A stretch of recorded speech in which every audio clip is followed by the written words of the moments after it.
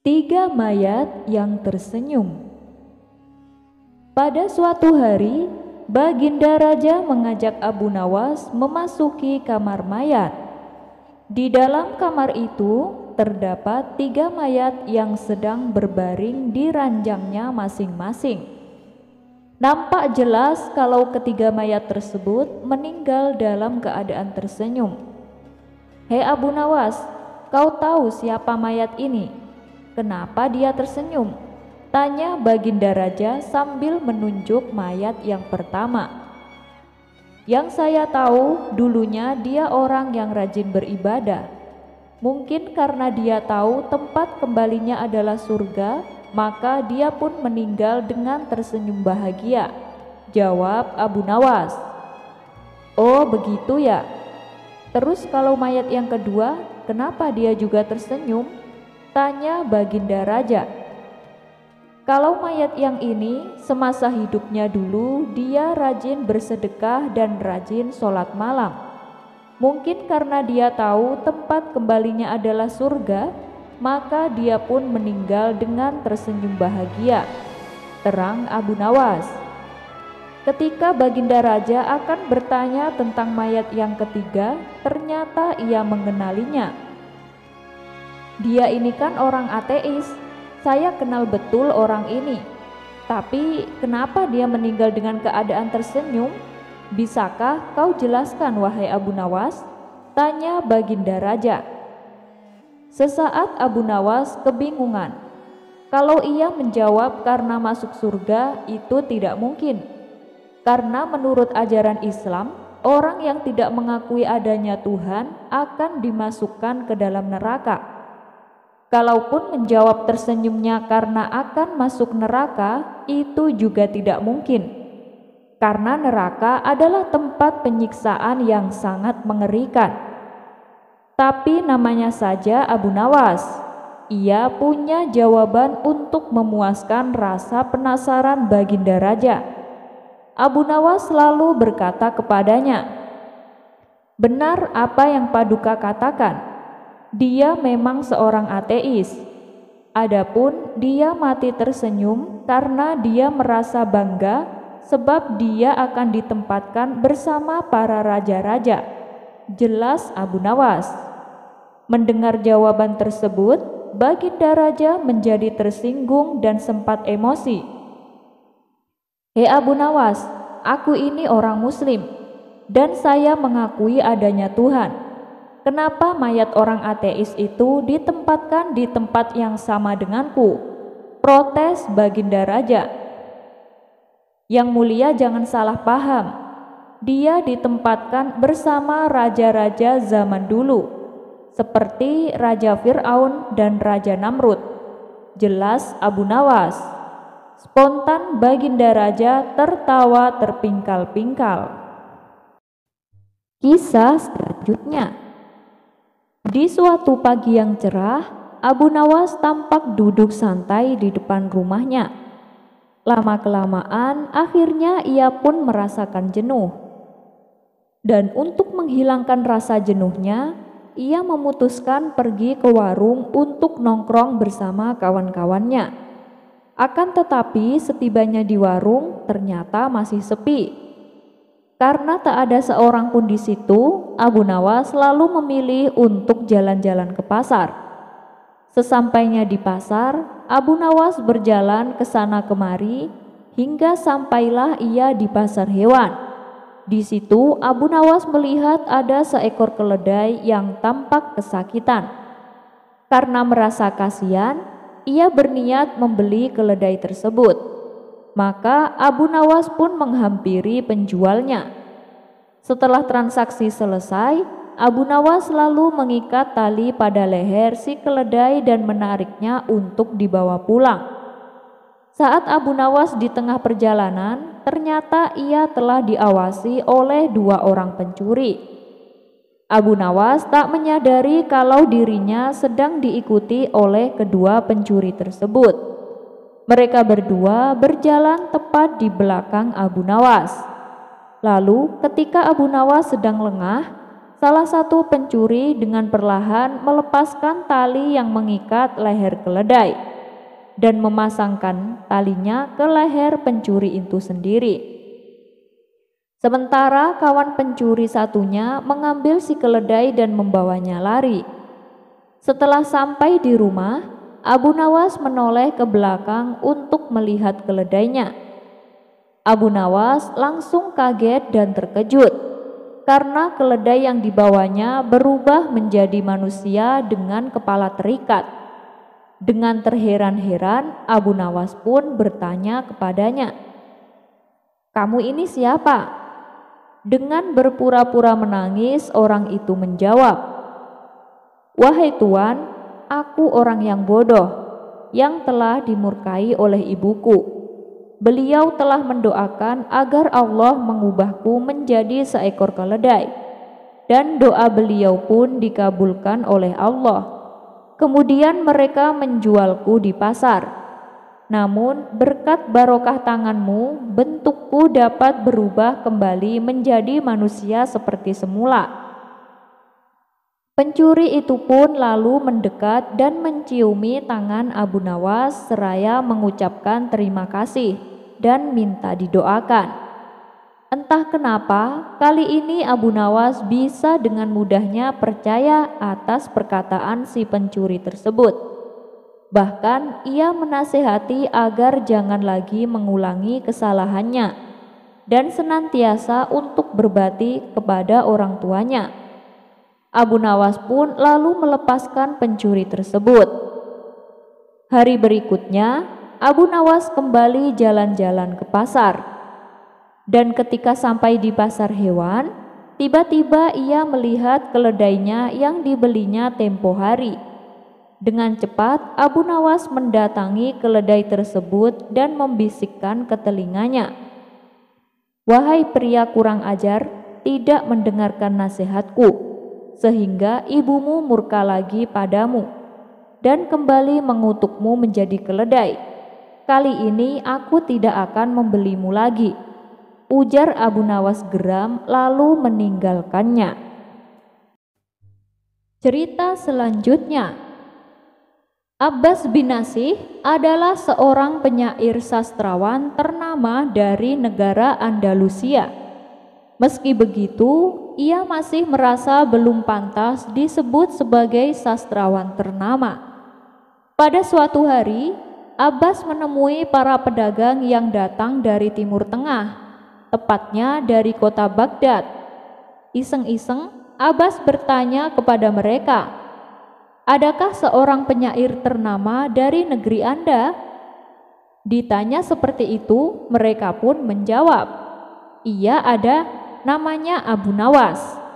Mendengar nama Abu Nawas, Abbas pun menjadi penasaran.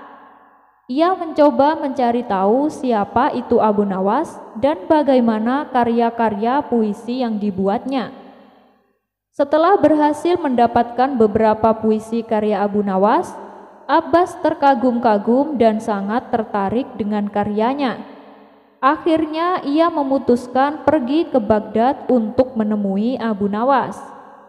Sesampainya di kota Baghdad, Abbas mencari rumah Abu Nawas dengan bertanya kepada warga sekitar. Ternyata Abu Nawas tinggal di rumah sederhana. Di situ tampaklah beberapa orang yang sedang berkumpul di rumahnya. Abbas lalu mendatangi mereka dan bertanya, "Permisi Tuan, benarkah ini rumah Tuan Abu Nawas? Saya ingin bertemu dengannya," tanya Abbas. "Oh iya benar, silahkan masuk ke dalam," jawab mereka. Kemudian Abbas masuk ke ruang tamu dan mengambil tempat duduk paling pojok. Setelah menunggu sejenak, Abu Nawas pun keluar menemui Abbas. "Siapa Anda? Sepertinya Anda datang dari jauh," tanya Abu Nawas. Pertanyaan tersebut sedikit mengagetkan Abbas, yang kemudian menjawabnya dengan merendah, "Saya hanya seorang peminat sastra, Tuan." Dialog pun berlanjut antara Abu Nawas dan Abbas. "Selamat datang di kota Baghdad," ujar Abu Nawas. Mendengar hal tersebut, Abbas mengucapkan terima kasih atas penerimaan Abu Nawas. "Oh iya, Anda datang dari mana?" tanya Abu Nawas. "Saya datang dari Andalusia, Tuan," jawab Abbas. Mendengar jawaban tersebut, pembicaraannya pun menjadi semakin seru. "Sebagai peminat sastra, tentu engkau hafal sedikit tentang puisi Al-Mahsi?" tanya Abu Nawas. "Iya Tuan, saya hafal," jawab Abbas. "Kalau begitu, coba bacalah karyanya. Aku ingin mendengar darimu," pinta Abu Nawas. Maka Abbas pun membaca beberapa puisi karya penyair tersebut. Namun tidak hanya sampai di situ, Abu Nawas juga menyuruh Abbas untuk membaca karya seorang sastrawan bernama Bakar Al-Kanani dan Abu Al-Ajrob. Setelah Abbas selesai membacanya, Abu Nawas kembali berkata, "Kamu kenal penyair besar bernama Abbas bin Nasih?" "Iya, saya kenal," jawab Abbas.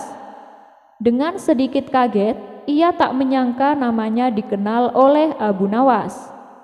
"Baiklah, bacalah beberapa karyanya," pinta Abu Nawas. Maka Abbas segera membaca beberapa karyanya dengan penuh semangat. Setelah selesai, Abu Nawas berkata, "Aku yakin kamu adalah Abbas bin Nasih." Kemudian Abu Nawas beranjak dari kursinya dan memeluk Abbas bin Nasih dengan berkata, "Maafkan aku, karena aku sempat tak mengenalmu." Tentu saja perkataan Abu Nawas itu mengagetkan yang hadir. Bagaimana tidak, Abu Nawas bisa mengetahui yang membaca puisi adalah Abbas, yaitu pengarangnya sendiri.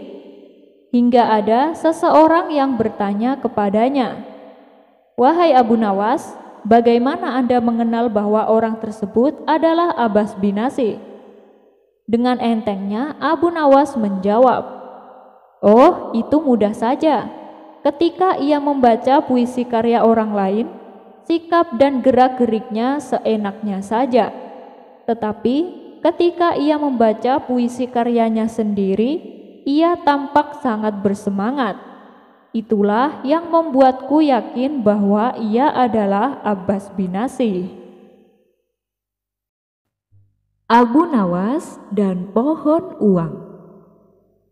Diceritakan ada seorang pemuda yang taat beribadah. Setiap malam ia tak pernah ketinggalan sholat tahajud. Bahkan dari pagi sampai sore hari ia habiskan waktunya hanya untuk beribadah di dalam masjid. Kabar tentang kealiman si pemuda pun tersebar ke seluruh negeri Baghdad. Abu Nawas yang mendengar kabar tersebut penasaran dengan sosok pemuda alim itu. Hingga akhirnya diam-diam Abu Nawas mendatangi masjid di mana pemuda biasa melakukan ibadahnya. Namun setelah beberapa hari mengamati pemuda itu, Abu Nawas merasakan ada suatu kejanggalan. Pasalnya, si pemuda menghabiskan seluruh waktunya hanya untuk beribadah dan tidak mau bekerja. Abu Nawas pun lalu menghampirinya. "Hai pemuda, engkau habiskan seluruh waktumu hanya untuk beribadah. Lalu dengan apa kamu mencari makan?" tanya Abu Nawas. "Para warga sudah menjamin kebutuhanku. Mereka selalu memberi makanan secara bergantian," jawab si pemuda. "Bukankah lebih baik kau bekerja supaya kau bisa makan tanpa harus membebani warga?" tutur Abu Nawas. "Untuk apa capek-capek bekerja dengan menghabiskan waktu untuk beribadah? Allah sudah menjamin kebutuhanku," balas si pemuda. "Tapi bukan seperti ini, caramu itu salah," timpal Abu Nawas. "Kau berani menyalahkan aku beribadah? Hebat sekali kamu. Warga di sini semua memuliakanku. dan mereka dengan ikhlas memberiku makanan, tegas si pemuda. Baiklah, lalu apa yang kau harapkan dari ibadahmu itu? Tanya Abu Nawas. Tentu saja aku menginginkan surga, jawab si pemuda. Iya benar, itu saat di akhirat nanti. Kalau di dunia, apa yang kau harapkan? Tanya Abu Nawas kembali. Dengan ibadahku ini, aku yakin dengan keajaiban Allah, suatu saat aku pasti memperoleh kekayaan tanpa harus bekerja, sehingga aku lebih giat untuk beribadah, jelas si pemuda. Mendengar hal itu, Abu Nawas hanya bisa geleng-geleng kepala. Ia pun pergi meninggalkan si pemuda. Sesampainya di rumah, Abu Nawas memikirkan cara untuk menyadarkan si pemuda. Tiba-tiba terbesit di benaknya sebuah ide yang konyol. Esok paginya ia kembali mendatangi si pemuda. Hei anak muda, kemarin yang kau katakan ada benarnya juga. Kalau kita rajin beribadah, Allah akan memberi keajaiban kepada kita. Karena di kebunku tiba-tiba tumbuh pohon uang, tutur Abu Nawas. Si pemuda pun tertegun mendengarnya. Bolehkah aku melihat pohonmu itu? Tanya si pemuda. Tentu saja boleh, bahkan aku berniat memberikannya kepadamu, ujar Abu Nawas. Benarkah Tuan? Ayo kita ke sana sekarang juga, ajak si pemuda tak sabar. Maka mereka berdua segera berangkat menuju kebun Abu Nawas. Sesampainya di sana, si pemuda tidak mendapati pohon uang yang diceritakan oleh Abu Nawas. Mana pohonnya? Tanya si pemuda. Itu dia, jawab Abu Nawas sambil menunjuk pohon kurma yang masih kecil. Itu kan pohon kurma, mana mungkin bisa mengeluarkan uang, ujar si pemuda. Bentuknya memang seperti pohon kurma, tapi nanti kalau sudah besar dan berbuah akan menghasilkan uang, jelas Abu Nawas. Baiklah, lalu apa yang harus aku lakukan? Tanya si pemuda. Kau rawat pohon kecil itu supaya menjadi besar. Caranya kau siram air setiap pagi dan sore, jawab Abu Nawas. Sejak saat itulah si pemuda mulai giat bekerja. Di samping ia tekun beribadah, ia juga rajin merawat pohon kurma. Setelah 6 bulan kemudian, pohon kurma itu pun menjadi besar dan berbuah sangat banyak. Akan tetapi, si pemuda merasa kecewa dan berkata kepada Abu Nawas, Anda pembohong, saya sudah capek-capek merawat pohon itu, tapi tak ada yang keluar. Kata si pemuda merasa jengkel. Bukankah buah kurma itu uang? Kau petik semuanya dan juallah ke pasar, saran Abu Nawas. Karena sudah terlanjur bersusah payah, si pemuda pun melakukan apa yang disarankan Abu Nawas. Dan benar saja, setelah semua buah kurmanya laku terjual, ia mendapatkan uang yang lumayan banyak. Seketika rasa kecewa si pemuda terobati. Wajahnya tampak ceria dan bahagia. Bagaimana? Apa kau masih berminat untuk merawat pohon kurma? Tanya Abu Nawas. Iya Tuan Abu, saya masih berminat, jawab pemuda itu penuh semangat. Nah, begitu dong. Ibadah tetap harus dijalankan, tapi kita harus bekerja. Rasulullah sendiri selain berdakwah, beliau juga bekerja untuk mencari nafkah. Padahal kalau Rasulullah mau, beliau tinggal berdoa tanpa bekerja. Dan apapun keinginan beliau, pasti akan dikabulkan. Tapi beliau ingin memberikan contoh kepada umatnya bahwa mencari nafkah itu juga hukumnya wajib. Apalagi kalau bekerja diniatkan untuk beribadah, misalnya untuk menafkahi keluarganya, selebihnya untuk bersedekah, maka akan mendapatkan dua keuntungan, yaitu keuntungan secara materi dan juga keuntungan pahala, tutur Abu Nawas. Setelah mendengar penuturan Abu Nawas, si pemuda pun mulai menyadari atas kekeliruannya, dan ia berjanji mulai saat itu ia akan rajin beribadah dan juga rajin bekerja. Abu Nawas kembali adu kesaktian melawan jin. Kita sudah dengar dan tak asing lagi dengan keahlian Abu Nawas melawan bangsa jin. Ada yang hanya dengan menunjukkan sandalnya, jin pun langsung merengek minta ampun. Ada pula Abu Nawas mengerjai jin penghuni sumur dengan teriakan istri Abu Jahil. Nah, untuk kisah kali ini lebih menarik sekali. Abu Nawas adu kesaktian dengan jin raksasa penghuni gua. Berikut kisah lengkapnya. Kisah ini berawal dari adanya jin raksasa yang menghuni gua angker di sebuah perbukitan kecil yang jauh dari pemukiman para warga. Konon, jin raksasa ini terkenal sangat kejam. Siapa saja yang berani mendekati gua tempat tinggalnya, maka akan dibunuh dengan cara yang sadis. Dan suatu hari, Abu Nawas akan melakukan perjalanan yang kebetulan harus melewati perbukitan kecil tersebut. Daerah tersebut merupakan tempat tinggal jin raksasa itu. Salah seorang warga setempat melarang niat Abu Nawas ini. "Tuan, lebih baik urungkan saja niat Anda.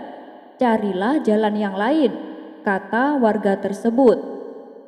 "Loh, memangnya kenapa?" tanya Abu Nawas penasaran. "Perbukitan itu sangat angker, Tuan. Ada jin raksasa. Dia tak segan-segan membunuh siapa saja yang berani ke sana," jawab warga tersebut. Setelah mendengar penuturan warga itu, Abu Nawas sejenak termenung. "Tapi ini jalan satu-satunya, gak ada jalan lain," pikir Abu Nawas. Setelah berpikir matang-matang, dengan segenap keberanian, akhirnya Abu Nawas nekat melewati perbukitan kecil tersebut. Dan benar saja, baru beberapa langkah menginjakkan kaki di sana, tiba-tiba muncul sosok makhluk raksasa yang tidak lain adalah jin yang banyak diceritakan para warga. "Hei manusia, lancang sekali kau kemari. Mau cari mati kamu?" bentak jin raksasa. "Tidak, aku hanya numpang lewat, karena ini kan jalan satu-satunya," jawab Abu Nawas. "Kamu gak tahu, ini adalah daerah kekuasaanku. Siapapun dilarang lewat sini," kata jin raksasa memberitahu. "Bukankah ini bumi Allah? Kamu gak ada hak melarangku," balas Abu Nawas. "Oh, jadi kamu menantangku? Akan aku hancurkan tubuhmu," ancam jin raksasa. "Baik, silahkan kalau berani, tapi tak kasih tahu ya, aku bisa dengan mudah mengalahkanmu. Aku ini sangat perkasa lebih dari yang kau bayangkan," sahut Abu Nawas tak mau kalah. "Ah, banyak omong kamu. Kamu pasti seorang sufi ya, makanya berani menantangku. Dasar orang-orang sufi hanya terpikat pada masalah rohani. Kamu gak akan bisa mengalahkanku. Lihat saja, wujudku 30 kali lipat lebih besar darimu," ucap jin raksasa. Tunggu dulu.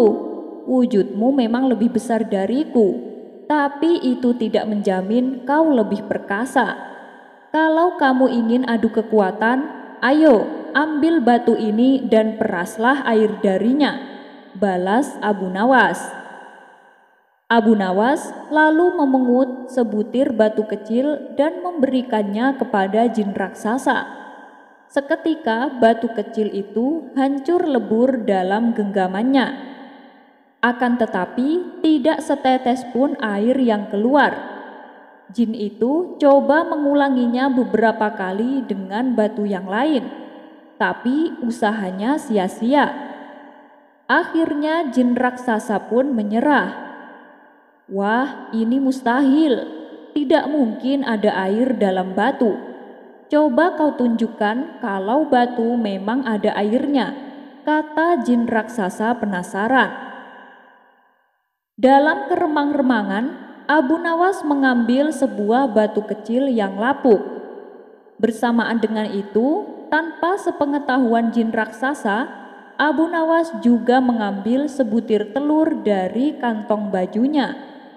Lantas meremukkan batu kecil menggunakan genggaman tangannya.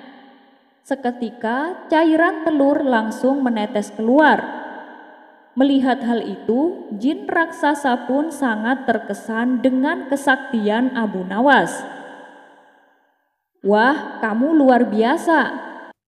Menginaplah di tempat tinggalku. Malam ini akan kujamu kamu dengan banyak macam hidangan, ajak jin raksasa. Abu Nawas pun mengikutinya masuk ke sebuah gua yang sangat besar. Sesampainya di sana, ia melihat banyak sekali harta dan perhiasan. Jin, dari mana semua harta ini? Tanya Abu Nawas. Jin raksasa memberitahu bahwa semua harta dan perhiasan tersebut adalah milik kafilah yang tersesat dan sudah dibunuhnya. Setelah dijamu makan malam, jin raksasa mempersilahkan Abu Nawas untuk beristirahat. Biar kamu aman, berbaringlah di sebelahku dan tidurlah, kata jin raksasa. Dan jin raksasa juga membaringkan diri dan segera tidur. Sementara Abu Nawas yang secara naluri mengetahui adanya bahaya pengkhianatan, segera bangkit dan menyembunyikan diri di tempat yang agak jauh dari jin raksasa itu. Abu Nawas mengatur tempat pembaringannya agar seolah-olah tidur di samping jin raksasa. Dan tak lama setelah itu, jin raksasa pun bangun. Ia mengambil sebuah batang pohon lalu menghajar Abu Nawas dengan sekuat tenaga, yang dikiranya masih tidur di sebelahnya.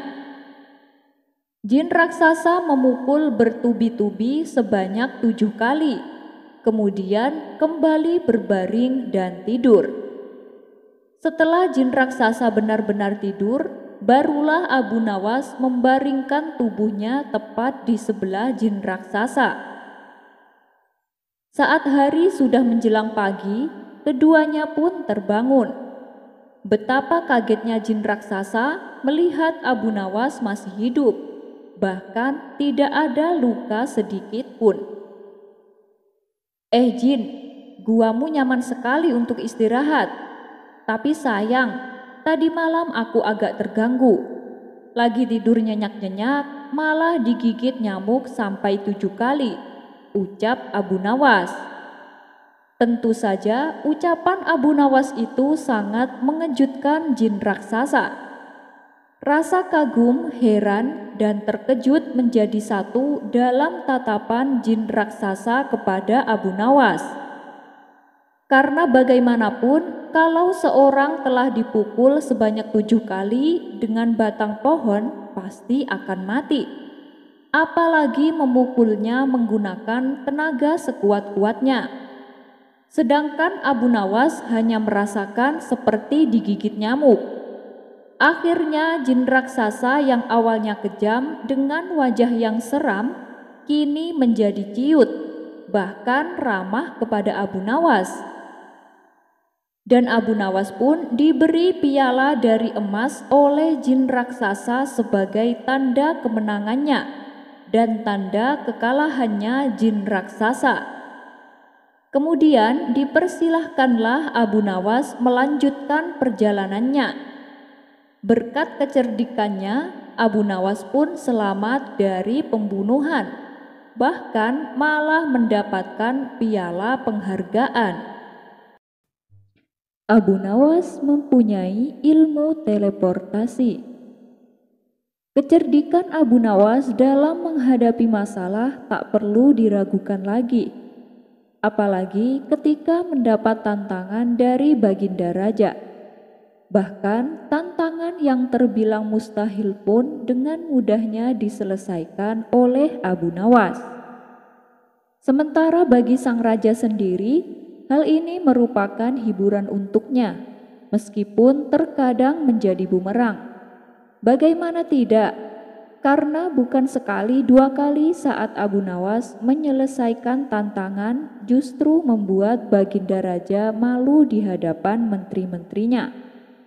Tapi itulah resiko yang harus ditanggung bila berurusan dengan orang cerdik seperti Abu Nawas. Dan kali ini Baginda Raja kembali ingin menguji kecerdikan Abu Nawas. Kisah ini berawal ketika Baginda Raja baru pulang dari negeri seberang. Ia pun menceritakan pengalamannya selama tinggal di sana, termasuk mengenai seorang pengawal pribadi Raja negeri seberang yang terkenal sakti. Si pengawal tersebut bisa muncul tiba-tiba tanpa diketahui dari mana datangnya. Mendengar cerita Baginda Raja, sang menteri pun merasa takjub. Maksud Paduka, pengawal itu muncul tiba-tiba, tanya sang menteri merasa heran. Benar menteriku, saat itu aku sedang duduk dengan raja negeri seberang itu, tapi di samping kanan kirinya tak ada seorang pun pengawal. Lalu aku coba tanya kepadanya, kenapa pengawalmu tidak mendampingi? Dia malah tersenyum. Kemudian dia teriak memanggil pengawalnya. Tiba-tiba di hadapan kami sudah berdiri seorang pengawal yang entah dari mana datangnya, kata Baginda Raja menjelaskan. Wah, bisa jadi pengawal tersebut sebenarnya adalah jin Paduka, timpal sang menteri.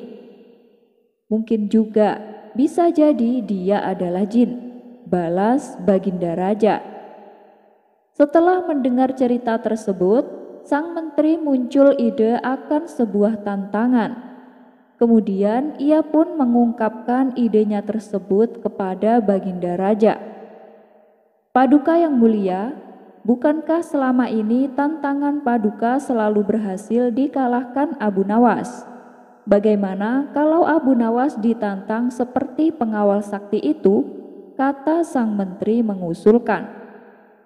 Tantangan? Tantangan seperti apa? Aku belum paham dengan maksudmu, tanya Baginda Raja bingung. Begini Paduka, Abu Nawas kita tantang hadir di depan Paduka, tapi tidak boleh dengan jalan kaki, tidak boleh berkendara, dan tidak boleh kelihatan. Dia harus datang tiba-tiba, seperti pengawal sakti itu, kata sang menteri menjelaskan. Bagus sekali idemu, aku setuju. Kali ini Abu Nawas pasti akan kalah, balas Baginda Raja kegirangan. Tanpa membuang-buang waktu, Baginda Raja langsung memerintahkan beberapa pengawal untuk memanggil Abu Nawas. Dan singkat cerita, datanglah Abu Nawas menghadap Baginda Raja. Hei Abu Nawas, apakah kau masih berani menerima tantanganku? Tanya Baginda Raja. Tentu saja saya berani Paduka, tapi saya perlu tahu apa imbalannya kalau saya berhasil, kata Abu Nawas balik bertanya. Karena tantangan ini sangat sulit dan mustahil, hadiahnya akan aku tambahkan menjadi 1000 dinar. Tapi bila kamu gagal, sebagai hukumannya kamu harus memandikan kuda-kuda istana selama sebulan. Dan semua hadiah yang selama ini aku berikan harus kamu kembalikan, karena hadiah tersebut akan aku serahkan kepada menteriku, sebab dialah yang punya ide tantangan ini. Apa kamu bersedia? Tanya Baginda Raja kembali. Mendengar hadiah yang begitu besar, spontan Abu Nawas langsung tergiur. Siap Paduka yang mulia, saya sangat bersedia, sahut Abu Nawas dengan muka berseri-seri.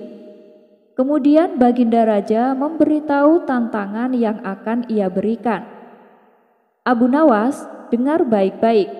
Tantangannya, besok kamu harus ada di sini persis seperti sekarang ini, berdiri tepat di hadapanku. Tapi ada syaratnya.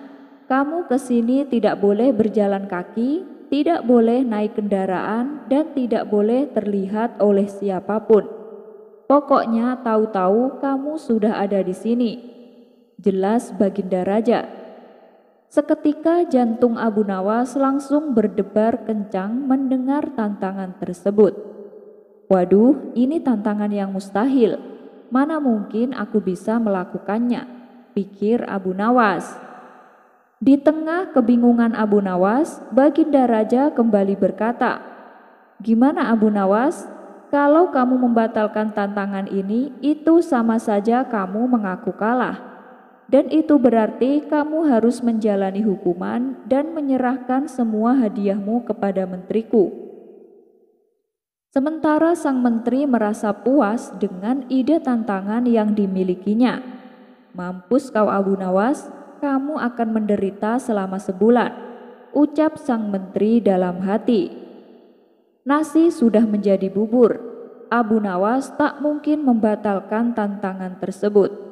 Ia pun lalu memohon diri kepada Baginda Raja untuk pamit pulang ke rumahnya. Setibanya di rumah, Abu Nawas duduk di teras depan sambil memutar otaknya. Ia terus memikirkan cara agar terlepas dari hukuman. Namun sampai waktu menjelang sore, ia tak juga menemukan solusinya. Hampir saja Abu Nawas dibuat stres karena akal cerdiknya selalu menemukan jalan buntu. Saat ia tengah termenung, salah seorang tetangganya lewat di depan Abu Nawas dengan memanggul karung besar. Iseng-iseng Abu Nawas bertanya kepadanya, "Hei kawan, bawa apa kau itu?" Dengan masih memanggul karung, tetangganya pun menjawab, "Kambing Abu Nawas." "Loh, kambing? Kenapa tidak dituntun saja? Kan lebih gampang," kata Abu Nawas menyarankan. "Ini sih sengaja Abu Nawas, biar orang-orang tidak tahu kalau aku bawa kambing. Malu," balas tetangganya. Dari situlah akhirnya Abu Nawas menemukan solusi atas tantangan Baginda Raja. Kemudian Abu Nawas pergi menemui menteri yang mempunyai ide tantangan tersebut. "Tuan Menteri, pusing saya. Sepertinya besok saya akan dihukum. Tapi saya bisa minta tolong gak Tuan Menteri?" pinta Abu Nawas.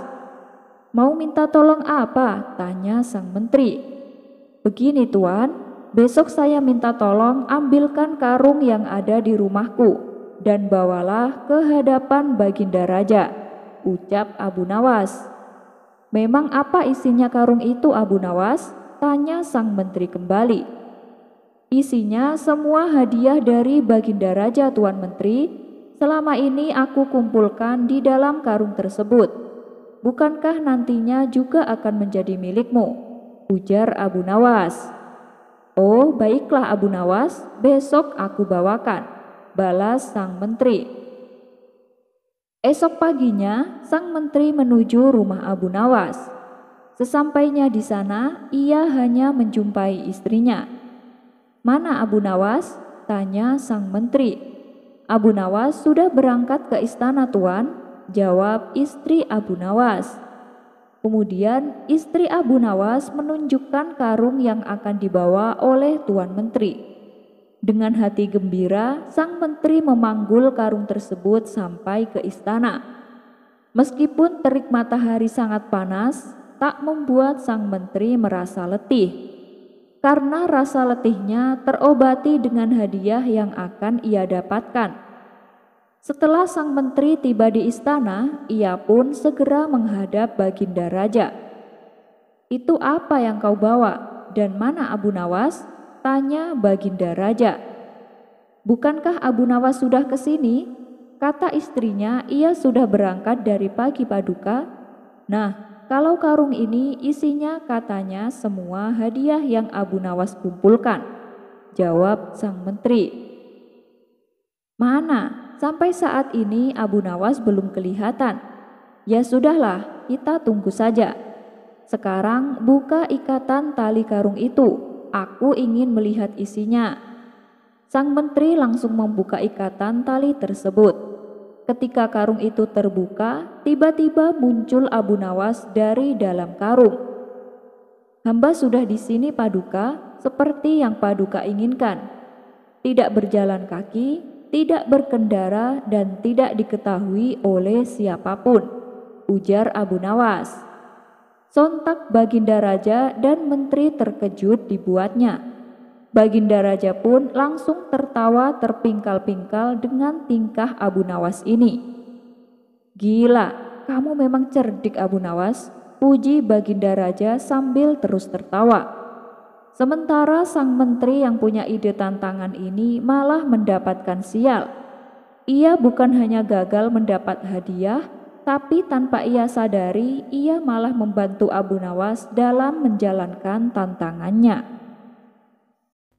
Abu Nawas menggiring ayam. Karena seringnya begadang sampai lupa waktu, kini Abu Nawas dilarang istrinya keluar rumah. Jangankan nongkrong di waktu malam hari, di saat siang hari pun tidak diperbolehkan. Kalau sampai melanggar larangan tersebut, istrinya mengancam akan pulang ke rumah orang tuanya. Akhirnya dengan berat hati Abu Nawas menuruti perkataan istrinya. Seminggu pun berlalu. Abu Nawas mulai terlihat jenuh dengan suasana di rumahnya. Dan untuk mengusir kejenuhannya, Abu Nawas melakukan aktivitas membelah kayu-kayu yang ia dapatkan dari hutan. Suatu hari, sang istri berkata kepadanya, "Wahai suamiku, rasanya aku ingin makan daging ayam. Pergilah ke pasar untuk membelinya." Kesempatan ini tak disia-siakan Abu Nawas. Ia pun segera mengabulkan permintaan istrinya. "Tapi awas, jangan sampai tongkrongan dengan kawan-kawanmu," ancam sang istri. Maka pergilah Abu Nawas ke pasar. Di tengah perjalanan, ia bertemu sahabatnya. "Hei Abu Nawas, kenapa sekarang jarang kelihatan? Kami semua kangen dengan ceritamu," kata sahabatnya. "Iya, baru-baru ini aku ada kesibukan yang tak bisa aku tinggalkan," balas Abu Nawas berpura-pura. "Oh begitu. Mumpung kamu bisa keluar, ayo kita ngumpul di warung. Di sana sudah banyak kawan kita menunggu," ajak sahabatnya. Awalnya Abu Nawas menolak, tapi karena terus-terusan didesak, ia pun akhirnya ikut juga. Sesampainya di warung, Abu Nawas disambut hangat oleh kawan-kawannya. Lalu mereka ngobrol ngalor ngidul dengan diselingi canda tawa. Karena saking asyiknya, Abu Nawas sampai lupa waktu. Dan ketika waktu sudah menjelang sore, ia baru teringat akan pesan sang istri. "Waduh, celaka, bisa-bisa istriku ngambek pulang ke rumah orang tuanya. Mana aku belum beli ayam lagi," kata Abu Nawas dalam hati. "Hei Abu Nawas, kenapa kau terlihat gelisah?" tanya kawannya. "Aku lupa belum beli ayam. Kira-kira jam segini masih ada yang buka nggak ya?" kata Abu Nawas kebingungan. "Jangan khawatir, aku punya banyak ayam di rumah," balas kawannya. "Baiklah, ayo kita ke rumahmu sekarang," timpal Abu Nawas. Setelah berhasil mendapatkan ayam, Abu Nawas masih terlihat gelisah. Ia pun terus memutar otaknya supaya sang istri tidak jadi marah. Tiba-tiba muncullah ide yang cemerlang. Abu Nawas yang tadinya membeli 1 ekor ayam, kini ditambah menjadi 4 ekor. "Kau serius, Abu Nawas? Tapi bagaimana cara kau membawanya?" tanya kawannya. "Kan aku bisa minta bantuan kamu. Aku membawa 2 ekor, kamu juga membawa 2 ekor, jawab Abu Nawas. Kawannya pun setuju dan ikut membawakan ayamnya. Setelah mereka berdua sudah dekat dengan rumah Abu Nawas meminta kepada kawannya untuk melepaskan ayam yang dibelinya. "Sekarang pulanglah, jangan sampai istriku melihatmu," kata Abu Nawas. Kemudian Abu Nawas mulai menggiring ke-4 ayam tersebut dengan menggunakan tongkat kayu. Ketika akan memasuki halaman rumah, Abu Nawas berteriak, "Ayo, ayo, cepetan jalan, sebentar lagi sudah nyampai rumah." Mendengar ada suara teriakan suaminya, istri Abu Nawas pun segera keluar. Rupanya sang istri sudah sangat emosi dan sudah mengemasi baju-bajunya untuk pulang ke rumah orang tuanya. Tapi begitu melihat Abu Nawas menggiring ayam, ia malah tertawa dan tidak jadi marah. "Waduh, waduh, suamiku, bawa ayam kok digiring? Pantesan jam segini baru nyampe rumah," kata sang istri sambil tertawa. "Soalnya ayamnya ada 4 ekor. Susah kalau dibawa pakai tangan," balas Abu Nawas. "Loh, aku kan menyuruhmu beli 1 ekor. Kenapa belinya 4? Tanya sang istri. "Begini wahai istriku, supaya kalau besok kau ingin makan daging ayam, tak perlu repot-repot beli ke pasar," jawab Abu Nawas beralasan. Mendengar hal itu, sang istri pun bertambah bahagia. "Rupanya suamiku sangat perhatian," kata sang istri dalam hati. Abu Nawas menjelma menjadi setan. Dikisahkan, suatu ketika Abu Nawas sedang memberikan nasihat kepada murid-muridnya tentang bahayanya perempuan dan laki-laki berduaan yang bukan muhrimnya, karena itu bisa menimbulkan perbuatan maksiat. Sebab manakala perempuan dan laki-laki berduaan, pihak ketiganya adalah setan. "Kalian tahu kan siapa itu setan?" tanya Abu Nawas. "Tahu Tuan Guru, setan itu adalah musuh manusia," jawab murid-muridnya. Kemudian salah satu muridnya bertanya, "Tuan Guru, apakah kita boleh memukul setan? Dia kan musuh manusia." Dengan tersenyum, Abu Nawas pun menjawab, "Oh, ya boleh. Kalian boleh memukul setan. Bila perlu pakai tongkat kayu biar kapok itu setan," jawab Abu Nawas. Tidak berapa lama kemudian, Abu Nawas kedatangan tamu seorang wanita dan seorang laki-laki. Abu Nawas pun mengajaknya masuk untuk duduk di ruang tamu. Ternyata kedua tamu tersebut adalah sepasang kekasih yang akan melangsungkan pernikahan.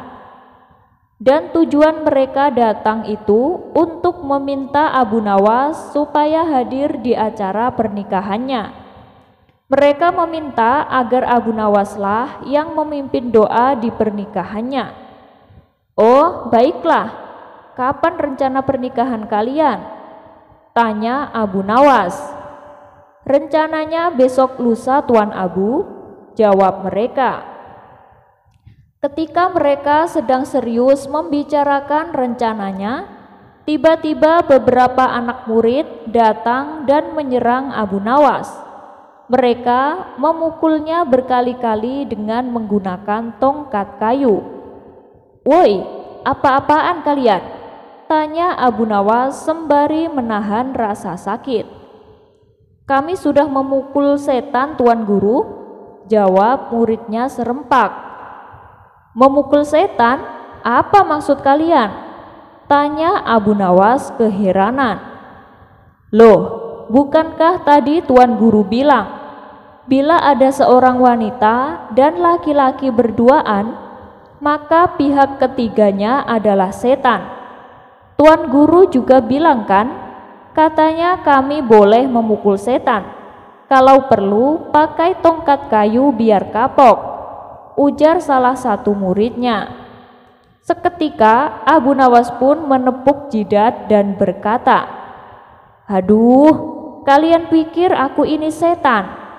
Bukan begitu maksud saya," tutur Abu Nawas yang tengah menahan rasa sakitnya.